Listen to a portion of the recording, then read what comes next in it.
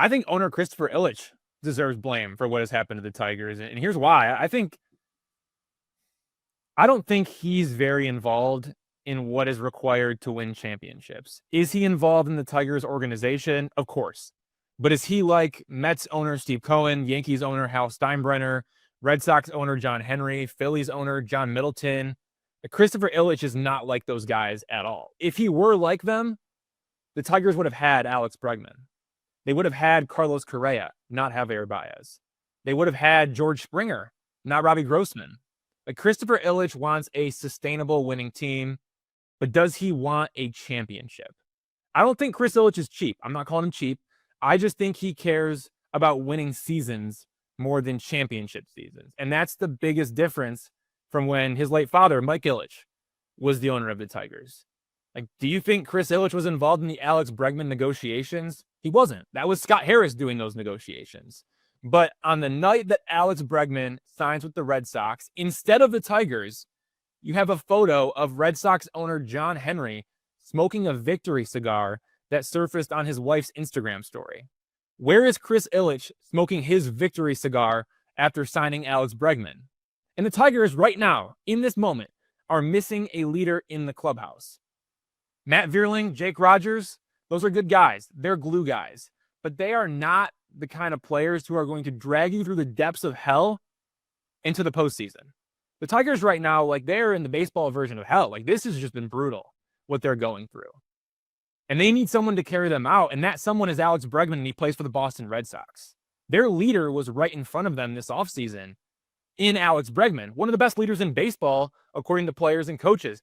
So there's nobody to blame but Christopher Ilitch for the Tigers not signing Alex Bregman.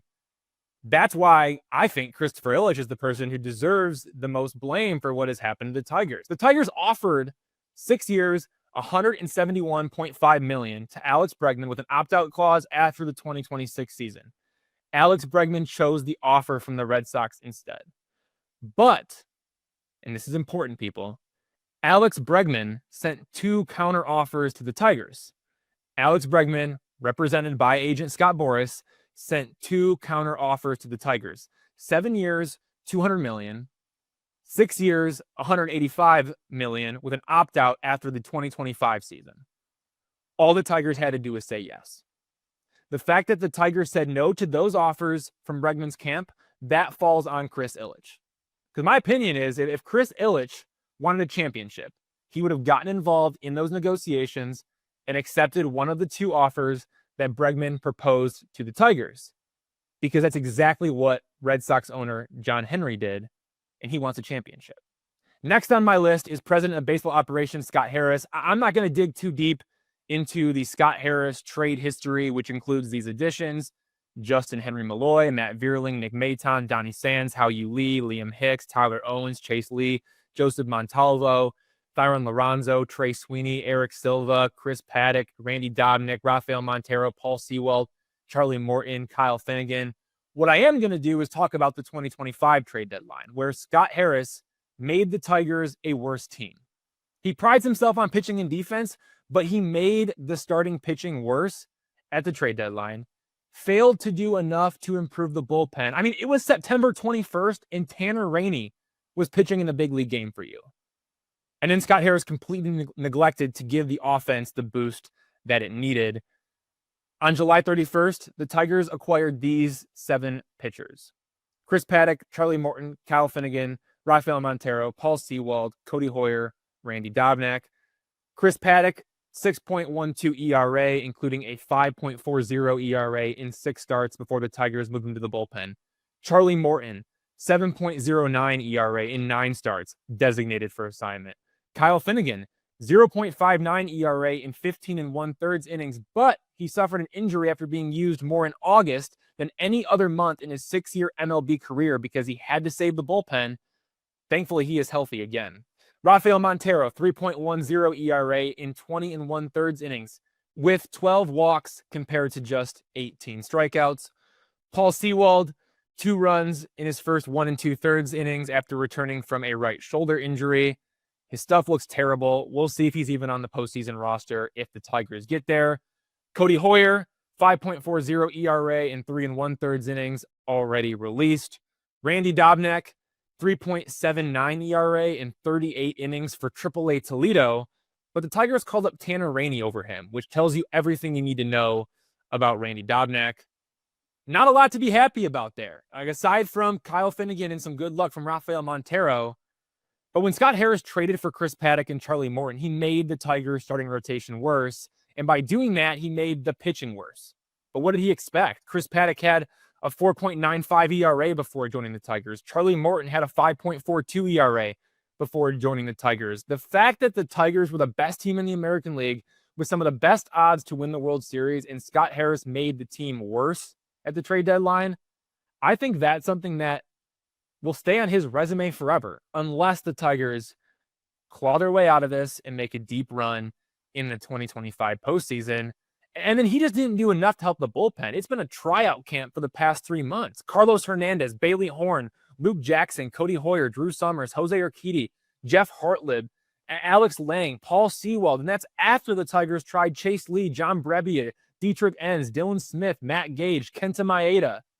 Hey, Scott, David Bednar has a 2.49 ERA with 30 strikeouts in 21 2/3 innings since joining the Yankees at the trade deadline. And he's under team control through 2026, so he's going to be with the Yankees again next season. Eugenio Suarez, power hitting third baseman, 11 home runs and 26 RBIs in 47 games since joining the Mariners at the trade deadline. Those players would have helped the Tigers. As Scott Harris likes to say, non-decisions are decisions. Scott Harris put his eggs in the Zach McKinstry, Javier Baez basket instead of getting Eugenio Suarez. Scott Harris put his eggs in the Drew Summers, Alex Lang, and apparently Tyler Madison, who we've never seen and are not going to see this year, in that basket instead of getting David Bednar. And then Scott Harris put his eggs in the Chris Paddock, Charlie Morton basket. Like, I understand why Tigers fans aren't happy with Scott Harris, and I didn't even mention the name Alex Cobb. So I know I just threw a lot at you. Chris Illitch, Scott Harris. Does the blame fall on those guys? And maybe more importantly than anything, as crazy as this sounds, does this really trace back to Alex Bregman? Would Alex Bregman make a difference for this team right now? Would you feel better about the Tigers' chances to come out of this and to make a deep run in the postseason and maybe win the World Series if there was a man named Alex Bregman on this roster right now? Does it go back to that? I think absolutely. I think, to your point, talking about Chris Illitch, people want Mike Ilitch. They want Mike Ilitch. They want Mike Ilitch to step in.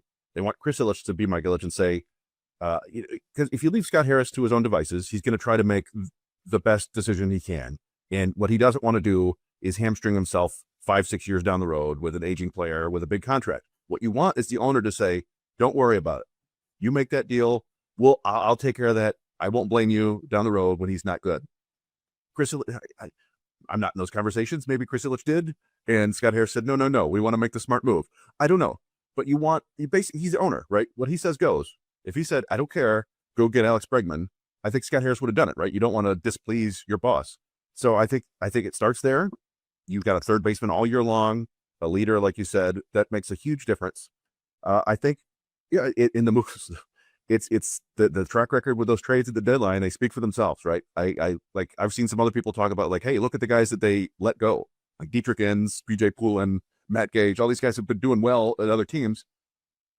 That's annoying. For certainly, I do think that it would you can't have it both ways, right? If Scott Harris hadn't made trades and said, we didn't need to get anybody, we've got PJ Poulin, I think people would have been like, But I guess that ultimately, I just kind of hope, and for Tigers fans' sakes, I think they all need to hope that he learns from this, that he takes something away from this and says, you know what, I can't do these half measures, Walter White style, right? Like you either have to go all the way in or sit out. You can't, because you just tried to make these little moves, and as you said, basically none of them worked out. And Kyle Finnegan's been great, but the other ones made the team worse, and that's tough.